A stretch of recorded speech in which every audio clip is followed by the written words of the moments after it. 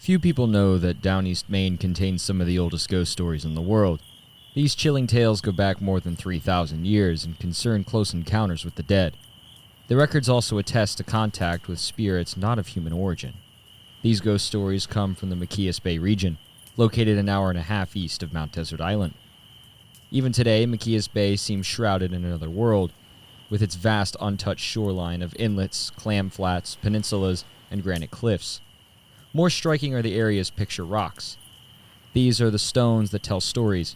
The tales reveal a record of terrifying phantoms from the mists of time. The region was an ancient ceremonial center, a place of strange interactions with the spirit world. Attesting to its status as an epicenter of the paranormal, the Machias Bay area contains an extraordinary number of petroglyphs, picture rocks, carved into the ledges. There are more petroglyphs around Machias Bay than anywhere else on the eastern seaboard of the United States. More than 500 images dot the islands and coastline of Machias Bay. The images appear in at least 9 locations around the haunted harbor. Investing the place with a sacred quality, the pictures on the rocks tell prehistoric stories about the supernatural. Owing to their age and the erosion by rising tides, these images can be difficult to see.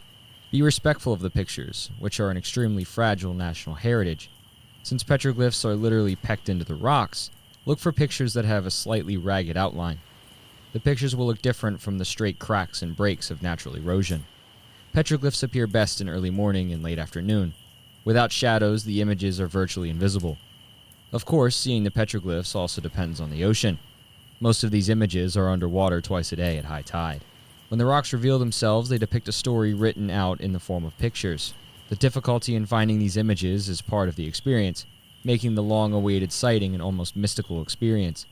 To this day, people continue to discover new petroglyphs around the area. A ghostly image invisible at one moment, and the next minute, when the light changes, the picture jumps out from the surface, never to appear again so clearly for 100 years. Seeing the images becomes kind of a ghostly encounter. The trace of someone dead for thousands of years reappears to tell a strange tale. The storytellers are like phantoms, and so are the petroglyphs they made, which form a bridge between one world and another. Called pictures of the devil by early settlers and dismissed as prehistoric graffiti by modern people, the petroglyphs are actually sacred images belonging to the region's first peoples and their descendants, the Passamaquoddy. Time-worn pictures on the sea ledges come from a culture saturated in the spirit world, a society centered on the role of the shaman, called a Medullin, who negotiated with the spirit world. Shamans designed the imagery pecked onto the rocks by apprentices. In chants and songs, the Indians then retold the ghost stories illustrated in the images on the rocks. Well into the late 18th century, huge gatherings were still taking place around the picture rocks of Machias Bay. In one location, more than 200 birch bark canoes were moored while bonfires blazed throughout the night, ringing with chants and drums. The picture rocks depict the spirits of the living and the dead. Some human figures appear headless. These are the spirits of the deceased. They have no heads because they communicate only in dreams and trance states. These specters usually appear to the left of anything alive. Pictures of moose, deer, and caribou leap from the rocks, but these are not the representations of living game. They are the pictures of the spirits of the animals. The human hunters that sometimes appear in these scenes are also spirits, the souls of the hunters. The idea was to make some kind of negotiation in the spirit world that would bring about a successful hunt. In some of the torsos of the human figures, there appears a vertical line, an image of the soul inside the body. Ominous indeed are the old stories of demonic possession. The rocky ledges around Machias Bay contain a number of images representing ghosts inhabiting the bodies of the living. A possessed person appears as a figure with one head but 4 legs. In some cases, these pictures show shamans acting as psychic mediums channeling the spirits of the dead. In other instances, the pictures show demons possessing people. For the Native Americans who migrated here every fall, dangerous entities lurked in the vicinity. The waterfalls of Machias, located 3 miles inland from the bay, was an evil place, shunned by the early Native Americans. The legacy of the place even appears the name of Machias, Bad Little Falls. Certainly, Algonquin lore contains many terrifying entities. Some petroglyphs depict evil spirits inhabiting human victims. In pictures on the ledges, some dreaded ghosts represent entities not of human origin.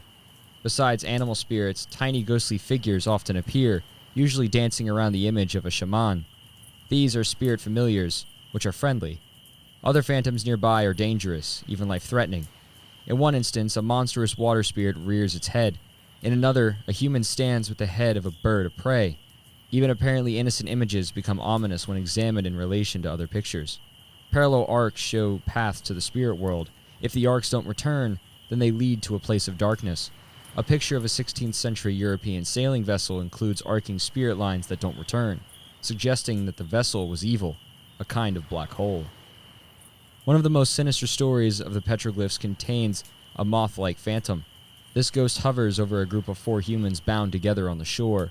The image is tantalizing and suggests the record of an ancient supernatural sighting on these very shores. Perhaps it even depicts people preyed upon by a strange inhuman entity. No matter what, the petroglyphs offer a stern warning for all who see them.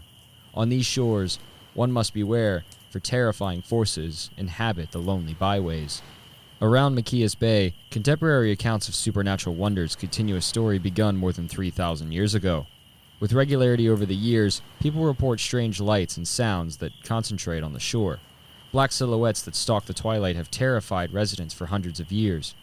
From Machias Bay come sightings of strange animals, such as a white-robed buck, and strange humans with animal-like features, like a man with cloven feet.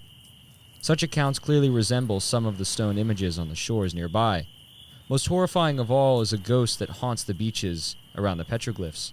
This phantom strikes terror in all who encounter it. Although it thrives at night, it can appear in the day, and it moves with a startling speed. The creature's cry is a ghastly inhalation of air. In a kind of mad fury, the phantom returns through time to stalk the mystic shoreline. And so these shores live up to their terrifying spiritual heritage. In records going back to the dawn of time, ghostly encounters take place in the coastal shadows of Down East Maine. The Native Americans call the place Squasadec, meaning the waiting and watching place. It was a place to watch for spirits, and it is still a place to find them. Hey guys, it's Reaper here, and that was it. That was the final chapter of Ghosts of Acadia. I really hope you guys enjoyed this series, whether you were watching on YouTube or listening on Spotify. Again, I wanted to give a big thank you to Marcus Labrizzi and Down East Books for letting me bring this book to you guys. I had a lot of fun recording and editing these episodes, and so far, from what I've seen, you guys have been enjoying them. So if you enjoyed this one, be sure to leave a like, subscribe if you're new, because there is a bunch more coming. I have another book that I got permission to use as well, and obviously tomorrow on Halloween, there's going to be another story. And trust me, this one, you're gonna want to tune in for it. As always, I'm Reaper, and I'll catch you all in the next one. Peace out. Take care.